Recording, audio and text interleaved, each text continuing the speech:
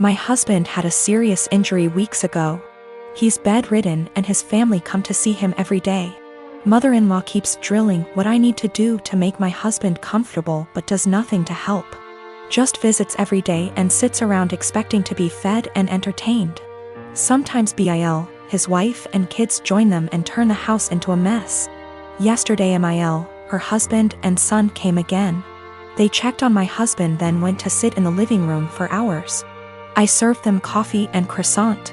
Hours later my husband threw up again, second time. I had to take care of changing his clothes and cleaning the sheets to avoid infections. I was exhausted. I came downstairs and mother-in-law looked at me and asked, "Hey, where's our dinner?" I was shocked that after seeing me go up and downstairs many times and cleaning and bringing new sheets and running the washing machine that she'd expect me to prepare dinner. I'd already eaten a sandwich at 6 and yogurt. I have problems with my stomach and stress and pregnancy made it worse. I'm 4 months in. I pointed at the kitchen and told her to help herself out. She gave me a look then said she didn't expect me to ask her to cook dinner at my house. I said I didn't expect her to ask me to cook dinner while I'm taking care of her son. She started arguing about the way I spoke about my husband saying as his partner. This is the least I could do and called me unhinged for throwing in her face that I'm helping my husband.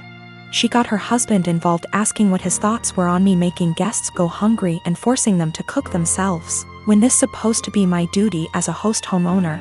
Father-in-law said they could order food and call it a day and yelled at my younger brother-in-law to stop playing on his phone and order food, but mother-in-law got mad and lashed out criticizing me saying I wasn't up to the challenge of taking care of my home and my guests like an adult.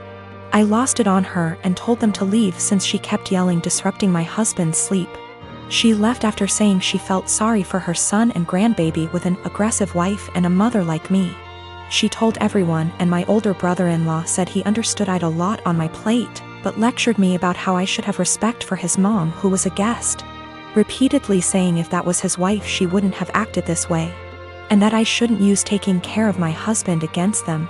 He asked me to apologize but I didn't.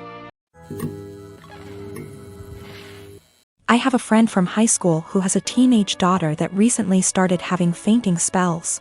I remembered that my nephew had this issue as a child and texted in Messenger to ask my older sister about what they found out about him and if it sounded like my friend's daughter. I asked via text because she is pretty busy. She answered that he still has it and it's a condition he has with anxiety and it overwhelms his heart sometimes. An hour or so later she started talking, again, via text, about how her son and daughter, both young adults now, are mentally handicapped and have psychotic episodes.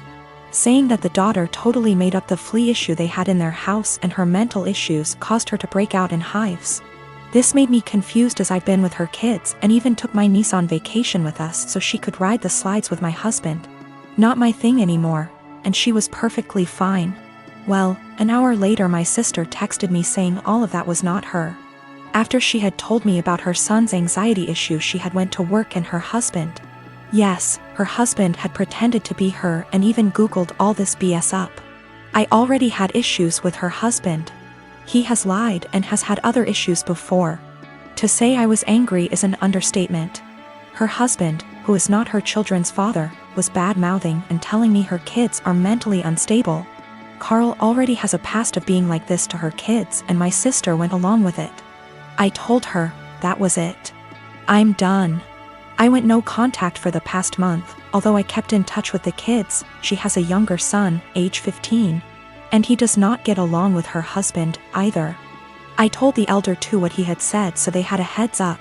My sister defended him initially but apologized 2 days ago. I told her that her husband needs to apologize for himself, though. He is a grown man. Until then my kids and husband will not be attending anything outside of holidays at my mom's house, their neighbors. My mom can visit or I can visit her, but my kids will have nothing to do with her husband. Even after the apology, he will not be family to me or mine. He is deeply homophobic, drunk every time we visit, and racist. He is the reason my sister is not someone I want to raising my kids if something happened to us. My mom told me I should let it go, because family, but my husband backs me 100%. He claims he thought I knew it was him because they share a FB account. He was looking at other women's accounts and talking to them. So my sister insisted they share an account so he would not do that. Even if it were him not pretending to be my sister, he was spreading lies about two people I care for deeply. So I live in a flat with 3 other people, childhood best friend, a guy from my uni course and his cousin. For the most part we get along really well and rarely have disagreements. However, this has been a real point of contention lately. About 6 months ago I began a relationship with a guy I've known for a couple of years. I know it's still a fairly new relationship, but I really like him, he makes me really happy and we're pretty serious about each other. Up until recently, he would come visit me at my flat 3 to 4 times a week. This was mostly due to the fact that I have chronic fatigue and going on proper dates can be really challenging for me. Instead of going out to dinner or a film or whatever, we'd just chill in my room or the living room, watch TV and get takeout or cook together. I didn't really consult anyone about this, Bex to say. All the other flatmates have their partners over as often if not more so, and B, he rarely spends the night and usually leaves before 10 p.m. because of his work schedule. So the issue, 2 weeks ago, comes to me and tells me that I need to stop having my boyfriend over because it's starting to get annoying. I asked her why and she said it's irritating to have someone who doesn't live there skulking around all the time. I pointed out that her boyfriend sleeps over 3 nights a week and thus is here more often than mine, and she claimed that was different because they've been together for 11 years and are moving in together once her lease is up. She said she's discussed it with the other flatmates and they've all agreed he needs to stop coming over or he has to chip into the rent, because it's getting ridiculous. Note, nobody else's partner chips in on the rent. I confirmed with the other 2 that yes, this is an agreement they've made. Though my best friend said basically made her agree by threatening to cut off the Wi-Fi and utilities, which are in her name, if she didn't. I asked if this rule applies to everyone, but apparently it's just me. I pointed out that it's unfair and was basically told to deal with it. My potential assholery, I've begun loudly insisting that if my partner isn't allowed to come over, neither is anybody else's. If I answer the door to anyone's partner, I'll send them away. If I come home and someone's partner is there, I'll make a point to mention that I thought we weren't having partners who don't pay rent over anymore. I've asked boyfriend over and over how much rent he's paying and pretend to be affronted and make a fuss when he says he doesn't. Everyone's pretty pissed at me and is telling me I'm being unreasonable. I know I'm being petty, but I think it's unreasonable that there's one rule for me and another for everyone else, and I'm trying to make that point. Am I really the asshole here? Some questions people keep asking. If I knew of something my boyfriend was doing to be annoying .. If anyone had told me that he was doing something, I'd have included it. I'm not aware of anything he does, and when I ask why doesn't like him, I just get a shrug and just do. I will also state I'm bi, and she's never had an issue with any female partners I've had. We don't hang out in the living room much. We literally only use it if there's something we want to watch that I can't get on my bedroom TV and there's nobody else in there. We use the kitchen more often than the living room, but honestly even that isn't that often. We eat far too much takeout pizza rip. A lot of people seem confused, so just clearing up who's who in the situation. The one who brought all this up is not my best friend. Not to get too much into a tangent, but basically just over a year ago I was moving out of halls at university and was looking for a new place, so we decided to move in together. At the same time, a dude from my course was looking for a flat share. We couldn't find a 3-bed but found a really nice 4-bed, and he mentioned his cousin was also looking for somewhere to live, so she got on board too. I only met her last year and we don't really know each other very well.